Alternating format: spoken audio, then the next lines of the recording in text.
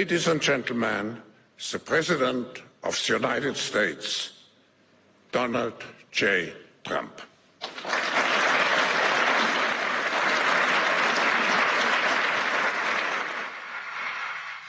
Well, thank you very much, Klaus, and hello to everyone in beautiful Davos.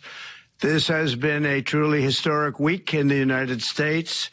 3 days ago, I took the oath of office, and we began the golden age of America. The recent presidential election was won by millions of votes, and all seven, every one of them, all seven swing states.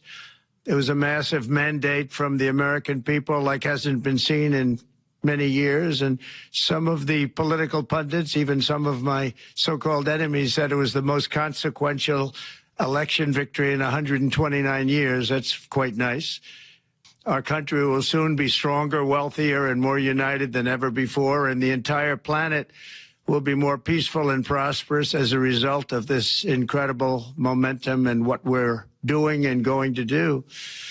My administration is acting with unprecedented speed to fix the disasters we've inherited from a totally inept group of people and to solve every single crisis facing our country. This begins with confronting the economic chaos caused by the failed policies of the last administration. Over the past 4 years, our government racked up $8 trillion in wasteful deficit spending and inflicted nation-wrecking energy restrictions, crippling regulations, and hidden taxes like never before. The result is the worst inflation crisis in modern history and sky-high interest rates for our citizens and even throughout the world. Food prices and the price of almost every other thing known to mankind went through the roof. President Biden totally lost control of what was going on in our country, but in particular with our high inflation economy and at our border.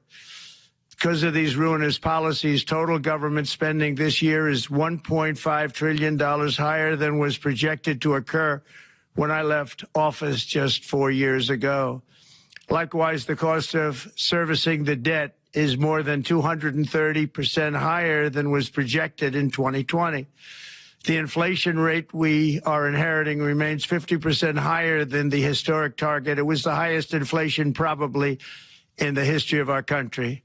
That's why from the moment I took office, I've taken rapid action to reverse each and every one of these radical left policies that created this calamity, in particular with immigration, crime, and inflation. On day one, I signed an executive order directing every member of my cabinet to marshal all powers at their disposal to defeat inflation and reduce the cost of daily life. I imposed a federal hiring freeze, a federal regulation freeze, a foreign aid freeze, and I created the new Department of Government Efficiency.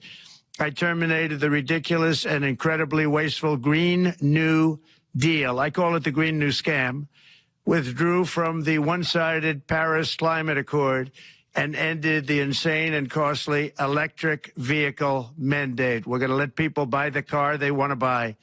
I declared a national energy emergency, and it's so important, national energy emergency to unlock the liquid gold under our feet and pave the way for rapid approvals of new energy infrastructure.